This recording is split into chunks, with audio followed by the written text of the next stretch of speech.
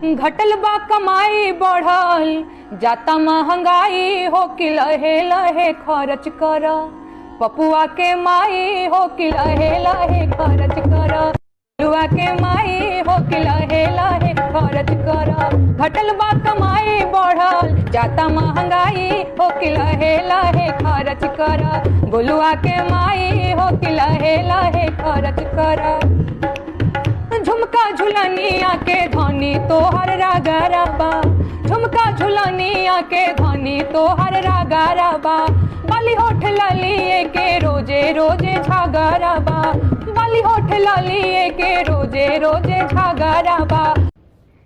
कि आई फलाना के सरकार हो खर्चा कर कम। गोरी महंगा बा बाजार हो खर्चा कर कम। आई फलाना के सरकार हो खर्चा कर कम। दूध दही मंठा पेला गवले जीएसटी हो। दूध दही मंठा पेला गवले जीएसटी हो। कि बोला जय जय चौकीदार हो खर्चा कर कम। गोरी महंगा बा बाजार हो खर्चा कर कम। आई फलाना के सरकार हो खर्चा कर कम।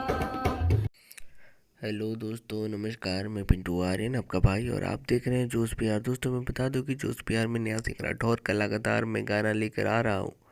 दोस्तों बता दें कि नेहा सिंह राठौर ने सरकार को ट्रोल करना चालू कर दी है। 2024 चुनाव लोकसभा चुनाव में नेहा सिंह राठौर की तैयारी भी जोर है। दोस्तों मैं बताना चाहूँगा कि नेहा सिंह राठौर ने हमेशा गरीब मजदूर और युवाओं के लिए लड़ाई लड़ते आ रही है।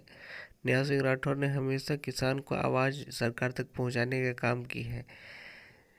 तो दोस्तों अगर आपको नेहा सिंह राठौर का वीडियो अगर अच्छा लगता हो दोस्तों तो प्लीज़ हमारे चैनल को सब्सक्राइब कर लीजिएगा, लाइक करना ना भूलिएगा, ताकि आपकी एक लाइक नेहा से वेट करती है अच्छे अच्छे वीडियो बनाने के लिए। दोस्तों तो चलिए मिलते हैं इस वीडियो के बाद में, फिर बातें करते हैं। घटल बा कमाई बढ़ल जाता महंगाई हो कि लहे लहे खर्च कर। पपुआ के माई हो कि लहे लहे खर्च कर।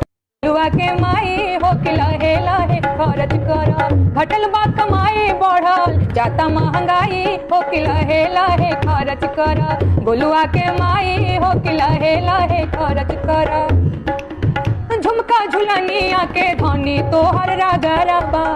झुमका झुलनिया के धनी तोहर रागाराबा। बाली होठ लालिए के रोजे रोजे झगड़ाबा। बाली होठ लालिए के रोजे रोजे झगड़ाबा। अब नाही आउडर पाउडर, अब नाही आउडर पाउडर। टिकुली किनाई हो कि लहे लहे खर्च कर। पपुआ के माई हो कि लहे लहे खर्च कर। गोलुआ के माई हो कि लहे लहे खर्च कर।